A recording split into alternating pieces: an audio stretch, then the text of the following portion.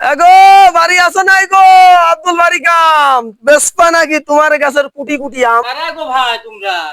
আমরা আম কিনতে আইছি রে ভাই। কি কও, তোমরা কি পাগল ছাগল হয়ে গেছো নাকি? পাগল হব কে? আমার ছোট আম ভালো বিক্রি হয়। দূর বেটা, আরে একটু আমে আমে এখন কেউ কিনে? আম পাকার মতো হয়ে গেছে। তারপরে কাহিনী আছে। ওই যে শেখপাড়া ভার্সিটি ইউনিভার্সিটি জানো নাই? হ্যাঁ হ্যাঁ হ্যাঁ। ওই জায়গা আমার এই ছোট ছোট আমের যে চাহিদা রে ভাই, ভার্সিটি আমার ওই ছোট ছোট লিচুর মতো আম কয়টা প্রচুর চাহিদা। আমার ভ্যান ভরিয়েই গেছে। তোমার ওই 2 গাছের আম কয়টা হলে পরে আমার হ্যাঁ ভাই আম দিবা নাই তাই গো। হ্যাঁ এ কোন কোন হালা ঘরে হালা রাতে একটু আম খাওয়ার জন্য এরকম পাগল হয়ে গেছে।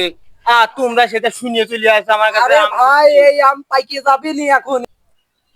এ ভাই শোনেন শোনেন শোনেন শোনেন ভাই শোনেন ভাই শোনেন।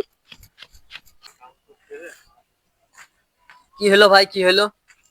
ভাই কেন না এই আম দেখো তোরে এই আমগুন পাকবি না না?